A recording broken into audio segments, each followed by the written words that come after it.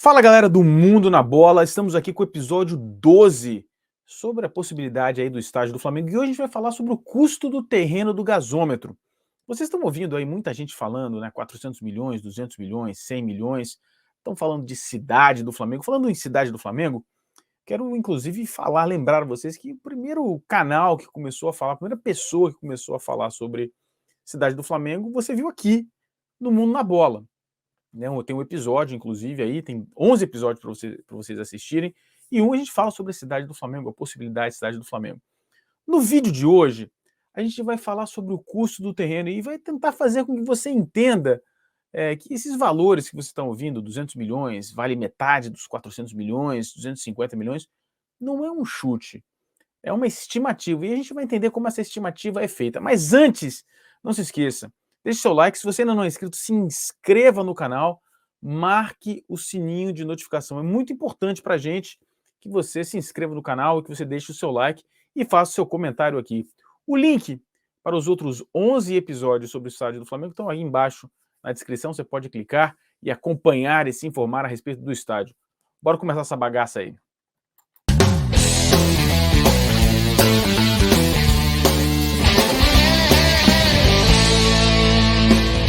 Vamos começar? E a gente vai tentar explicar para vocês como é calculado, né, a questão do custo do terreno, né? Não é tão simples quanto parece. Bom, vamos dar uma olhada aqui. Imagine esse terreno, né? Imagine que uma pessoa tenha comprado esse terreno e nesse terreno essa pessoa pagou R$ 1 milhão. Depois, essa mesma pessoa construiu lá um armazém, né? E pagou pela construção 2 milhões. Portanto, o valor patrimonial dessa pessoa, o valor do patrimônio que essa pessoa tem, é de R$ 3 milhões. Estou simplificando e eu vou simplificar bastante, então me desculpem a simplificação. Então, 1 milhão do terreno, mais 2 milhões da construção, R$ 3 milhões. Então, portanto, é de se imaginar que essa pessoa não queira vender esse terreno, desculpe, por menos do que R$ 3 milhões. Agora vamos continuar analisando esse negócio aqui. Imaginem agora que existam dois interessados por esse terreno. Uma empresa interessada em construir um shopping center nesse terreno e uma outra empresa interessada em construir um edifício de escritórios. Então vamos lá, vamos fazer essa análise aqui. Como é que chegam-se a esses números, né? Vamos lá. Imagine então, vamos fazer uma análise aqui para o cliente de escritório. Vou construir um escritório lá. O cliente de escritório vai identificar qual é o potencial construtivo, ou seja, quantas unidades, quantos andares, quanto de área construída e vendável ele consegue ter nesse terreno. Vamos dizer aqui no nosso exemplo, ele consegue 5 unidades, né, 5 andares. O custo de construção, estou usando números ilustrativos, é de R$ 5 milhões. Tá? O custo do terreno, lembrando, né, era de 3 milhões, está aqui embaixo também, você vê os 3 milhões, R$ 3 milhões. Portanto, o custo do negócio é de R$ 8 milhões, ou seja, os 5 milhões da construção, mais os 3 milhões, R$ 8 milhões.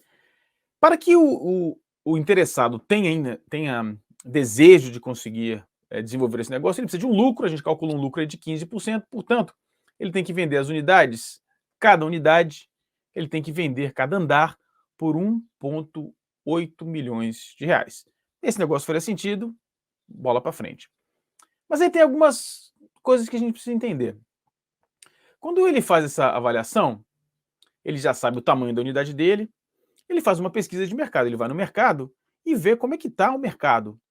Ou seja, qual é a comparação do custo, do preço da unidade que ele vai vender, comparado com as outras unidades. É claro, essa conta é feita em metros quadrados, né? Eu estou simplificando aqui para vocês.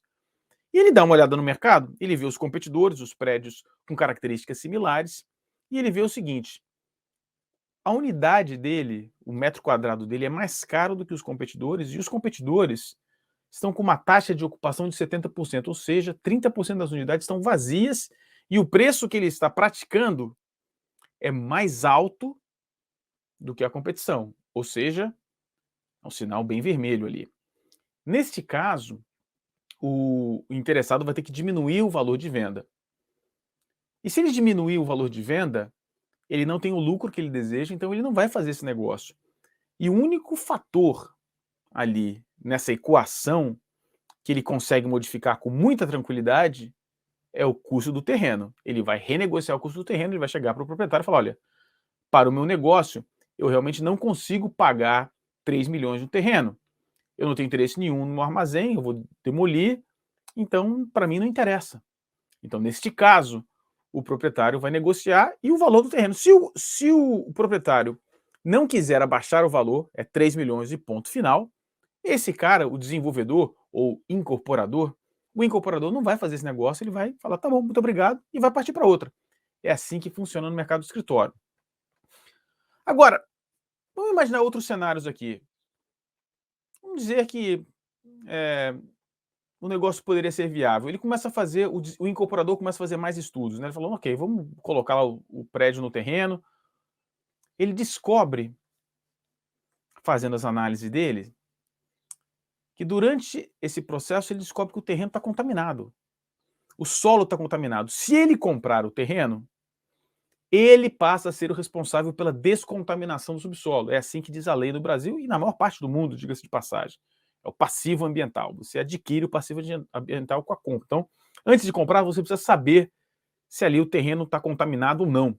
E o quão contaminado está e quanto vai custar para descontaminar. Aí tá, você descontamina o terreno foi descontaminado, mas aí você descobre, por exemplo, que o lençol freático, ou seja, água, está muito perto da superfície, ou seja, a fundação desse prédio vai custar muito mais caro do que tinha sido originalmente planejado naquela conta do custo de construção. Então você está vendo aqui o custo de construção que originalmente a gente tinha estipulado como exercício de 5 milhões, passa a ser de 7 milhões. E aí esse negócio se torna totalmente inviável. Não dá para fazer esse negócio. Esse negócio passa a ser um negócio inviável, então o interessado vai chegar para o cara e falar: olha, nessa situação, o máximo que eu consigo pagar é 1,5 milhões de reais no seu terreno. E esse vira o custo, vira o valor de mercado. É quanto o mercado pode pagar naquele terreno, independente do quanto o proprietário pagou e quanto ele gastou originalmente. Por quê? Por causa dessas situações que o terreno tem. Isso no caso de escritório. No caso de shopping, é mais complicado, requer mais estudos até. Vamos lá, vamos tentar simplificar aqui para que vocês entendam. Vamos lá, você tem lá um interessado agora querendo fazer um shopping center, certo? Colocar um shopping center lá no terreno. Para um shopping center, para um centro comercial, um centro de varejo, a gente precisa entender algumas outras coisas. E a primeira coisa que a gente precisa entender é a localização, a importância da localização. A localização, a primeira análise que um operador de shopping center vai fazer é a influência da área primária, área de influência primária. Quantas pessoas vivem ali, qual é o poder aquisitivo, porque são essas pessoas que normalmente vão ao shopping, as pessoas que moram dentro daquela área de influência primária, que normalmente se calcula entre 5 a 10 minutos de carro até o shopping center propriamente dito. A visibilidade, se é visível, né, se tem uma boa possibilidade de autopromoção, e você vai entender a importância da visibilidade já já. O acesso para veículos, né, acesso para carros, né, como é que é, se tem acesso fácil, e o fluxo de pedestres. E agora a gente vai mergulhar em conceitos mais específicos, né? O que você vai ter que entender agora são dois conceitos importantíssimos para um shopping center. O conceito de impulso e destino e o conceito de lojas, a loja âncora e a loja satélite. Impulso e destino. Impulso e destino refere-se ao consumidor. O consumidor de destino é aquele que sai de casa já planejando ir àquele determinado centro comercial. Eu saio de casa para comprar um sapato, uma chuteira de futebol, eu vou até o shopping tal, eu vou dirigir até o shopping tal, esse é o meu trajeto. E o consumidor de impulso é aquele que, quando está, por exemplo, passando na região, na imediação do shopping, vê lá o sinal do shopping e fala: opa, calma aí, cara, eu preciso comprar leite, vou parar ali no mercado do shopping mall para comprar. Ou, pô, legal, tive uma ideia, vou comprar um presente para minha esposa, flores. Ele não estava planejando, ele viu o shopping, aí a importância da visibilidade, né? E ele vai até o shopping. E aí, entra a questão do acesso, né? Qual é a facilidade que você tem de carro para acessar o seu shopping? Imagine agora que você, já que você sabe o que é o destino, né, o consumidor de destino, imagine que o consumidor de destino vai comprar lá uma chuteira de futebol. E ele decide ir ao shopping X, eu vou ao shopping X comprar. Ele vem por esta avenida aqui, vem dirigindo por esta avenida, e para chegar ao shopping que ele deseja, ele precisa fazer o retorno 1 quilômetro depois do shopping. Ou seja, ele passa o shopping, faz o retorno. E esse retorno é em frente à maior loja de sapatos e artigos esportivos do Brasil. É provável que o shopping até perca esse cliente, por quê? Porque o acesso não é muito bom. Não é um acesso direto. Entendeu? Então, essa questão do acesso. E a questão dos âncoras e dos satélites. Âncoras, lojas âncoras, são aquelas lojas grandes, né? São as lojas que ficam dispostas em posições estratégicas dentro do shopping. Normalmente você tem que caminhar por várias lojas pequenas até que você chegue nessa loja âncora. Essa loja âncora são as fundações comerciais do shopping, né? São as primeiras operações com as quais os incorporadores falam. A gente fala, vamos apresentar esse negócio para as lojas âncoras. E as lojas satélites são as lojas que vivem do fluxo das pessoas indo às lojas âncoras. Então, algumas questões que impactam demais na decisão dessa loja. Essa loja âncora, ela vai fazer algumas perguntas. Qual é o viário? Como é o acesso? Quantas vagas existirão? Vai ter um estádio de futebol? Aí já estou fazendo a ligação com o gasômetro. Vai. Quantos jogos por ano? Em quais dias? Nos dias de jogos, as vagas vão ficar ocupadas? O produto que eu vendo é um produto que será atrativo para as pessoas que vão ao jogo ou não? Você coloca lá uma loja especializada em eletrodomésticos, esse cara não vai vender nada em dias de jogos. Por quê? As vagas vão estar ocupadas e as pessoas não vão comprar lá uma geladeira quando vão no jogo de futebol, não faz o menor sentido. Os jogos, qual é o impacto do fluxo de pessoas? Vai aumentar? Mas essas pessoas são consumidores potenciais ou não? Todos esses fatores influenciam na decisão da loja. E mais importante, influenciam em quanto essa loja pode pagar de aluguel. Ou seja, se a ideia, aí vamos voltar, né, a ideia da cidade do Flamengo, com um centro comercial, um centro de escritórios e etc., uma torre de escritórios, algumas perguntas vão ter que ser feitas pelos interessados, pelo operador do shopping center, pelo desenvolvedor lá do edifício de escritório. Eles vão perguntar, vem cá, qual é o acesso? O Flamengo vai ter que saber quanto vai custar. Se a Sete Rio, por exemplo, a empresa, a autarquia que controla aí a parte de tráfego no Rio de Janeiro, de trânsito no Rio de Janeiro, ele exigir retornos, exigir sei lá, um viaduto lá da estação Cidade Nova do metrô até a Francisco Bicalho, isso pode custar milhões. Aí você vê o caso do Atlético Mineiro, né?